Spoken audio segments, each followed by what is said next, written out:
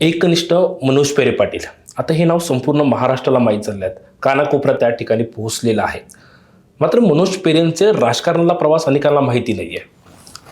राजकारणात कशी सुरुवात झाली आणि मनोज पेरेंना राजकारणात का यावं वाटलं? 2017ची निवडणूक आली. 2017च्या निवडणुकीमध्ये जिल्हा परिषद निवडणूक आली. बरं. तर त्यावेळेस मग मी त्याच्या भावाच्या पाठीमागं थोडेफार मला कामं करण्याचा चान्स मिळाला.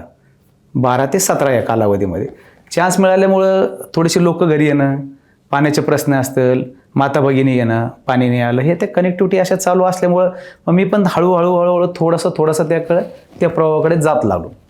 2016ला मग उपतालुका प्रमुख पदाची जबाबदारी पक्षाने माझ्यावर सोपवली, शिवसेनेने सोपवली.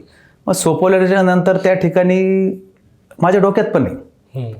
एक माझा वाढदिवस होता. माझ्या मित्रमंडळीने त्या ठिकाणी ज्यावेळेस सैराट सिनेमा एकदम टॉपला होता, त्यावेळेस तो एक मंग्या म्हणून मुलगा आहे त्याच्यामध्ये, तो रोल करणारा जो मंग्या आहे, तर त्यावेळेस माझ्या मित्रमंडळीने त्याला माझ्या वाढदिवसाला त्याला निमंत्रित केलं. तो वाढदिवसाला आला आणि मला पण माहीत नाही माझा वाढदिवस इतका मोठा होईल. उपतालुका प्रमुखची जबाबदारी आणि वाढदिवस हा दोघांनी कंबाईन केला, म्हणजे सोबत करून तो वाढदिवस एक वेगळं रूप मुलांनी दिलं माझ्या डोक्यात.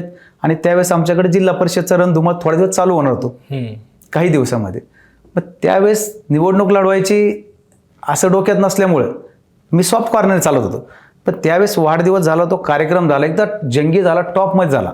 एक 15-20 दिवस त्या वाढदिवसाची एवढी चर्चा आमच्या परिसरामध्ये झाली. मग त्यावेळेस लोक म्हणणे, नाही आता जिल्हा परिषदला हाच उमेदवार पाहिजे, हाच माणूस आपल्याला पाहिजे.